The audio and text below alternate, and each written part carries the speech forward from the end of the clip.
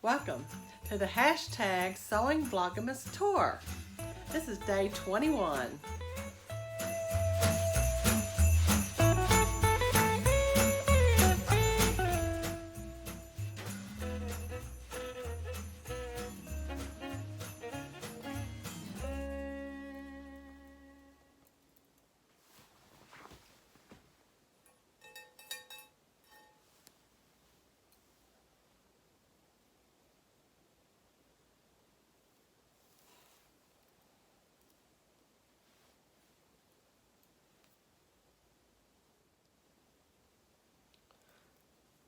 Sometimes you just pick up knitting, and after you kind of fall into that rhythm of it, it just can be so calming, especially at a time when people, you're in a rush, you got to get things done, you feel like you're on a time crunch all the time, and you just need to step back and breathe a little, just relax. And these colors in this sock are just so beautiful. They remind me of spring, the beach. I get all kinds of warm thoughts when I look at them. I mean, look at these colors. If you're a knitter and you've never tried socks, or you're a new knitter and you like, oh, I'd love to try socks, but I just don't think I can do 5 needles. I would say, try it. I did a thicker sock, a couple weeks ago, and maybe start there. I wish that the lady who taught me had known a little more about sock making than she did. She loved knitting cowls, scarves,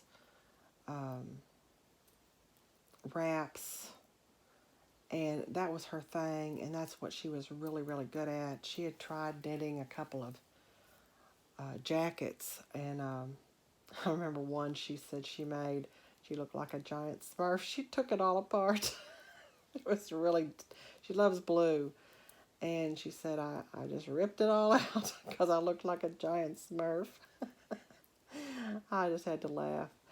But anyway, one of the best pieces of advice she gave me when I was trying to learn is she said, you just have to concentrate on the 2 needles you're working on or working with and ignore the other 3. Or if you're knitting with 4, then you're ignoring the other 2.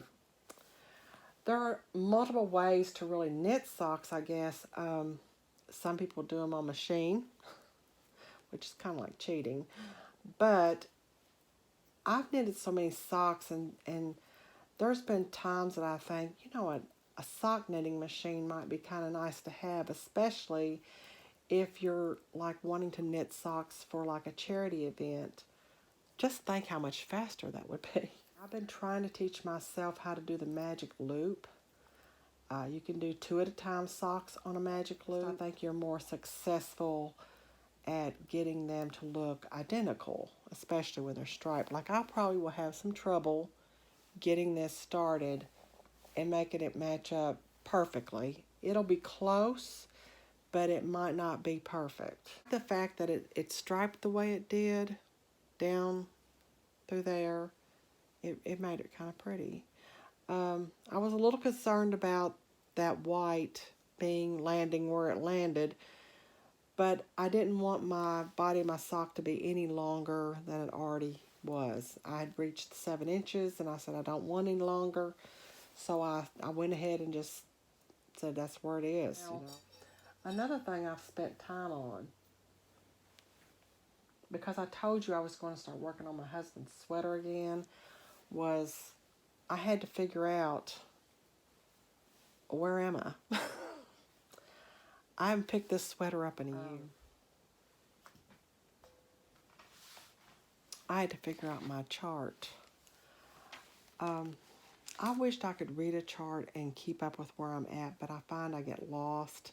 So I have been writing down, since I started this sleeve, everything that I needed to do.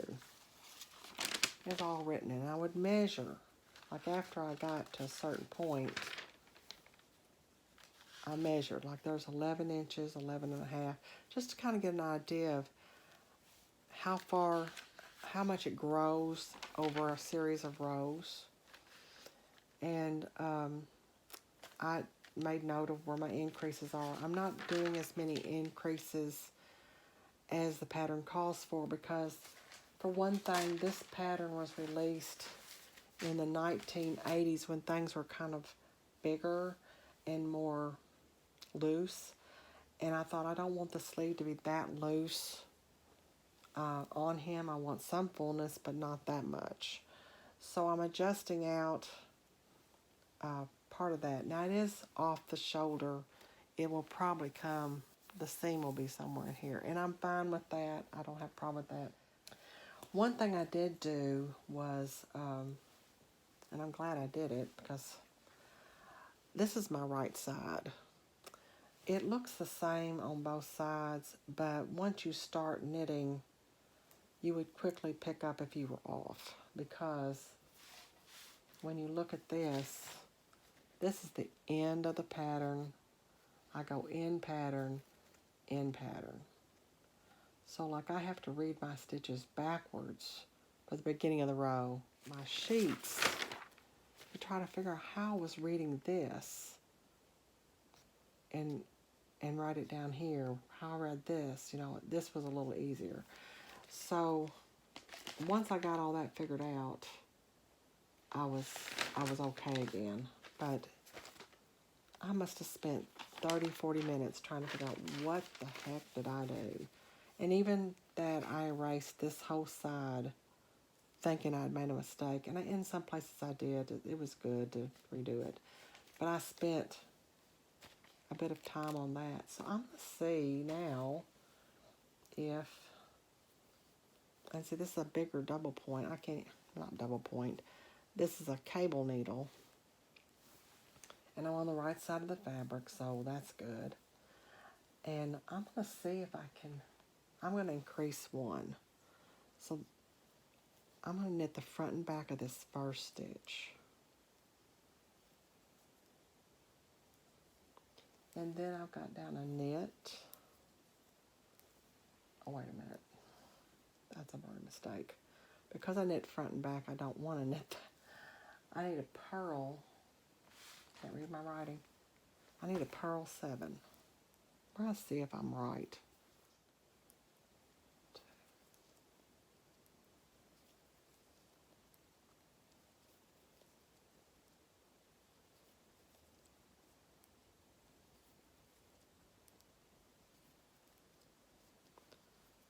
And this is a knit 2. Then I go in to knit 2.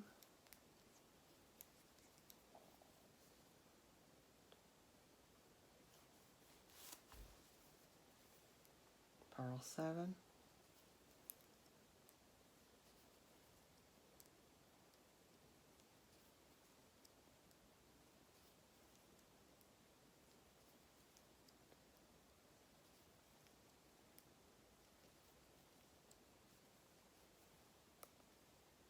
Knit, purl 7.